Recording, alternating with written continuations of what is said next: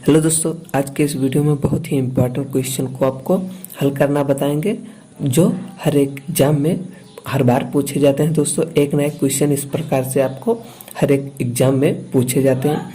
तो बिना देरी के हुए चलिए शुरू करते हैं। जैसे दिया है, दो संख्याओं का योगफल 81 है और उनका अनुपात 4:5 है, तो संख्याएं ज्ञात कीजिए। मतलब वो संख्याएं कौन सी होगी। तो चलिए शुरू करते हैं। माना पहली संख्या 4x ले लीजिए, क्योंकि x है। जब ये अनुपात में दिया रहेगा तो आपको एक समान राशि से गुणा करना पड़ेगा। तो ये आप ले सकते हैं 4x और दूसरी संख्या है 5x। इस प्रकार से अब दो संख्याओं का योगफल, तो दो संख्या यही है, पहली संख्या दूसरी संख्या, योगफल पूछा है। तो 4x प्लस 5x, दो संख्याओं का योगफल कितना है? 81 है। 81 हो गया। अब इन दोनों को आप जोड़ दीजिए, 4x और 5x से हो जाएगा 9x बराबर 81। तो x बराबर हो जाएगा 81/9, ये कट जाएगा, ये हो जाएगा 9। x का मान इतना आ गया। तो आप यहाँ पर लिख सकते हैं। अब यहाँ लिख दीजिए, पहली संख्या बराबर क्या हो जाएगी?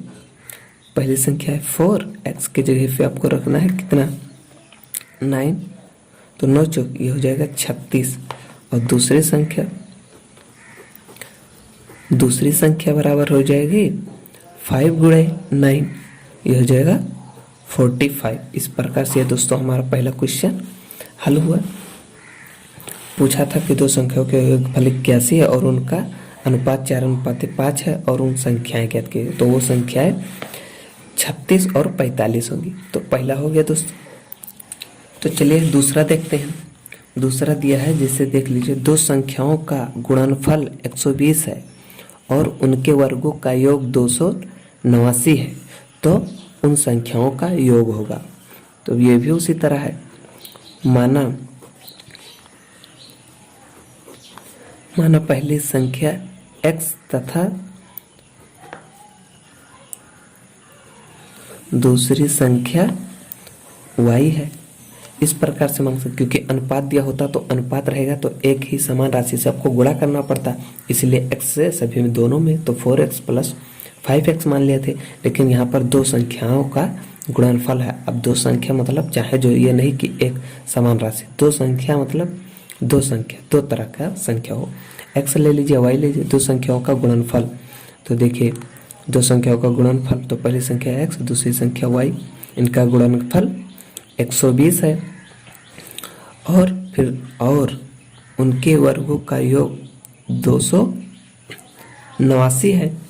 तो उनके वर्गों का योग मतलब जोड़ होता है दोस्तों। तो अब क्या होगा? x प्लस y, ये योग हो गया, और इनके वर्गों का योग, तो वर्ग है, आपको वर्ग कर देना है। उसके बाद योग 289 है। तो x प्लस वाई, अब कहता है उनके वर्गों का योग कहा है, तो आपको जोड़ के इसका स्क्वायर करना है, वर्ग करना है। तो ये हो गया। अब देखिए, x प्लस वाई का होल स्क्वायर, ये सूत्र बन गया दोस्तों। तो आपको सूत्र बन गया, तो आपको क्या करना है? इसे हल करना। तो ये होगा x square plus y square plus 2xy, यही इसका सूत्र होता है। अब इनके वर्गों का योग दिया है इतना, तो ये भी तो इसका वर्ग है, तो इसके वर्ग देखिए x square plus y square, इसके वर्गों का योग है 289। अब यहाँ पर आपको लिख देना है 289 प्लस 2 गुणे लिखिए, क्योंकि xy, देखिए xy का गुणनफल बराबर कितना है? 120। तो xy की जगह पे आपको लिखना है 120। अब x प्लस वाई का होल स्क्वायर बराबर हो गया 289 प्लस 120 को 2 से गुणा करेंगे तो हो जाएगा 240। अब देख लीजिए, x प्लस वाई का होल स्क्वायर बराबर ये हो जाएगा कितना? 200 400 529, 500 हो गया 29, 200 400 और 100 इसमें है 500, तो 500 या 29 हो गया दोस्तों। इस प्रकार से ये हमारा 529 हो गया। अब दोनों तरफ आप लिख सकते हैं, दोनों तरफ वर्गमूल लेने पर, दोनों तरफ वर्गमूल लेने पर या करने पर तो अब इसका वर्गमूल निकालेंगे तो क्या होगा, ये सिर्फ x प्लस वाई बचेगा, क्योंकि ये 2 बार लिखा। इसका जब आप वर्गमूल निकालेंगे तो और छोटा नहीं होगा, तो ये समझो 2x है तो यहाँ x हो जाएगा, वर्गमूल निकालेंगे 2y है तो 1y हो गया। अब ये 529 आपका ये अंडर रूट में हो जाएगा, 529 हो गया। अब मतलब 529 अंडर रूट में हो गया तो इसका आपको क्या निकालना है, वर्गमूल निकालना है। तो वर्गमूल 529 का निकालेंगे तो कितना होगा, तो x प्लस वाई बराबर हो जाएगा दोस्तों, ये हो जाएगा 23। जैसे हम होता है 529, ये हो गया 23। तो हमारा जो संख्या है तो क्या हम पूछे, तो उन संख्याओं का योग, तो उन संख्याओं का मतलब x प्लस वाई उन संख्याओं का योग 23 हो गया। यही हो गया दोस्तों हमारा दूसरा भी आंसर आ गया। तो चलिए दूसरा भी हो गया, अब अगला देखते हैं। इस प्रकार से हमारा ये क्वेश्चन दूसरा भी सॉल्व हो गया आसानी से। तो चलिए तीसरा देखते हैं। दिया है 2 संख्याओं का गुणनफल 1080 है तथा उनका महत्तम समापवर्तक 30 है और उनका लघुत्तम समापवर्त ज्ञात करें। तो ये भी चलिए शुरू करते हैं। जैसे माना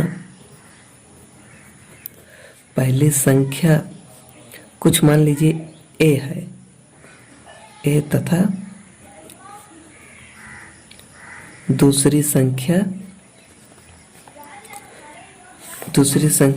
b है, b मान लेते हैं, b है, यही है। अब 2 संख्याओं का गुणनफल तो a गुणे b बराबर 1080 हो गया। गुणनफल कहा है इन दो संख्याओं का गुण, तो उनका महत्तम समापवर्त, तो महत्तम समापवर्त को कुछ मान ले दोस्तों, वरना उससे लिखने में दिक्कत होगी। तो महत्तम यम मान लेते हैं, यम से महत्तम तो महत्तम समापवर्त दिया है हमारा 30, तो हमें एल से लघुत्तम मान लेते हैं। लघुत्तम समापवर्त निकालना है, हाउ मेनी, इस प्रकार से आप लिख सकते हैं। अब ये दोस्तों एक बताते हैं, ये सूत्र होता है दो संख्याओं का गुणनफल बराबर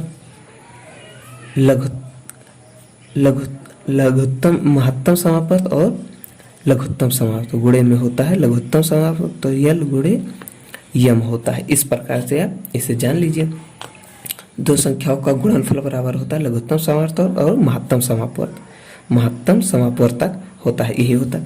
तो 2 संख्याओं का गुणनफल यहाँ पर दिया है, 2 संख्याओं का गुणनफल कितना है 1080, और हमें इसमें से क्या महत्तम समापवर्त मालूम है, तो L गुणे महत्तम समापवर्त है 30, तो लघुत्तम समापवर्त L बराबर हो जाएगा 1080, और ये क्या है इसके गुणे में है, इधर आएगा क्या करेगा भाग करेगा, तो ये हो जाएगा 30।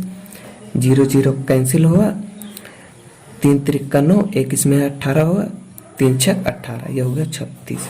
ये हो गया दोस्तों हमारा आंसर, लघुत्तम समापवर्त हमारा 36 आ गया। इस प्रकार से हमारा क्वेश्चन हल हो गया दोस्तों। बहुत ही इजी तरीके से मात्र 1 से 2 मिनट में एक क्वेश्चन को आप आसानी से हल कर सकते हैं, कोई दिक्कत वाली बात नहीं है। और ये जो दोस्तों ये सब क्वेश्चन आपको किसी भी एग्जाम में एक ना एक क्वेश्चन हर बार पूछे जाते हैं, जो बहुत ही इम्पोर्टेंट